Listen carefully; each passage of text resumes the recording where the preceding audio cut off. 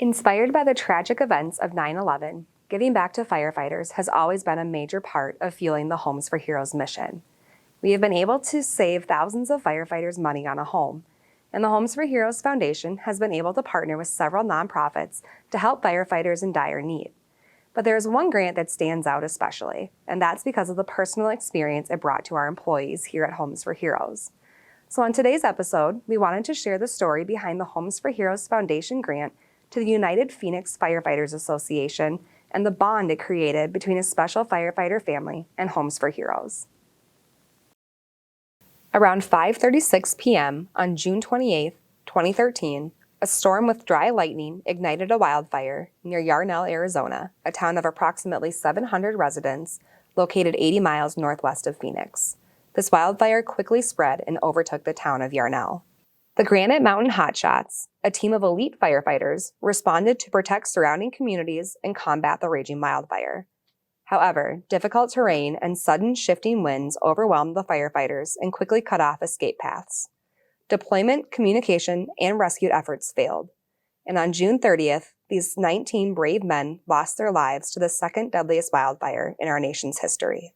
In the following days, members of the Prescott, Arizona community, including many Homes for Heroes specialists, rallied to pay tribute and honor these 19 heroes. They also rallied to support the families that these firefighters left behind. Love, food, and donations, including a grant from the Homes for Heroes Foundation, poured in to make sure these families had the financial support they needed so they could take the time to grieve and mourn. The Ashcraft family was one of those families. Andrew Ashcraft became a member of the Granite Mountain Hotshots in 2011. That same year, he was awarded the Rookie of the Year honors for that fire season.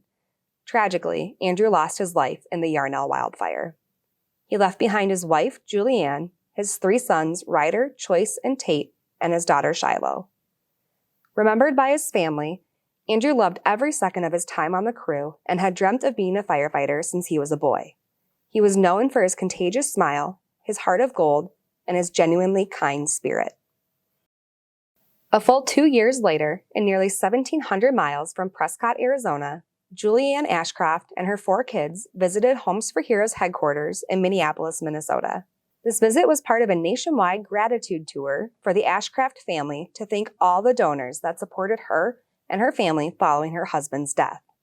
In a letter to Homes for Heroes, Julianne wrote, "I am sending this letter to you because we'd like to pay you a visit and express our gratitude to you in person and talk with you for a few minutes about what motivated you to reach out and buoy us up during our darkest days."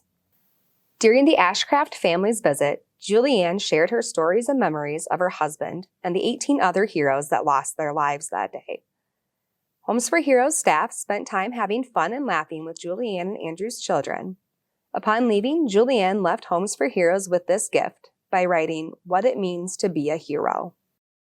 What does it mean to be a hero? That has become a buzzword for me over the past 2 years. I've heard countless times that my husband and 18 friends are heroes.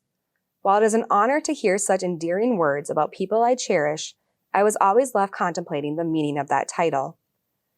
I watched my husband go to and from work diligently and with full commitment. I watched as his heart and skills were strengthened while his hands, back, and clothing were destroyed. I took note of how he never turned down an assignment or asked why me. I experienced holidays where I was celebrating with our children and other family members while Andrew was working hard out on a fire line. I was blessed to watch Little League games and swimming lessons and every small detail of our children's childhood while he had to live them secondhand via phone calls and written correspondence. I replay in my mind over and over again the events that led up to him losing his life among the blaze in Yarnell. He never felt sorry for himself. He never asked for accolades or recognition. He worked as hard as he could with every fiber of his being to protect the man working next to him. They all did. There isn't room for selfishness in the hero community. The word I isn't in the vocabulary. To be a hero isn't to be the most recognized, but rather the most impactful. Teachers, soldiers, first responders, these individuals do what they do so other people's lives will be better as a result of their hard work. The harder Andrew worked didn't result in more income. The harder Andrew worked didn't win him fame or status. The harder Andrew worked directly resulted in the amount of homes saved from wildfire. The harder he worked resulted in the safety of his fellow crewmen working alongside him. The harder he worked, the better the world around him could be. And that is what I consider a hero, someone who works for the common good and not for their own merit. They are selfless, they are fearless, they are stalwart, they are strong, and they are all around us in our communities. The sad reality is that Andrew and his brothers were not recognized as heroes until after they paid the ultimate sacrifice. I too was guilty of being oblivious to the true heroic nature of their work. Now I make it a point to thank those around me who are a part of this hero community. Thank a first responder or a soldier when you see them. Send a note of gratitude to a teacher who made a difference in your life or the lives of your children. Remember those who have afforded you the safety, education, and freedom that you enjoy, for those are the heroes among you. This particular grant to Granite Mountain Hotshots will always hold a special place at Homes for Heroes. It is an honor to be able to provide help to our nation's heroes and their families in times of dire need. But to be a part of the Ashcraft family's gratitude tour was a privilege, and one we will soon never forget. Since the Homes for Heroes Foundation grant to the United Phoenix Firefighters Association in 2013, it has continued to provide financial assistance to nonprofit organizations that help firefighters and their families impacted by wildfires and other disasters. To learn more about the Homes for Heroes Foundation and how it is helping firefighters and other hero occupations in dire need, visit homesforheroes.com/foundation.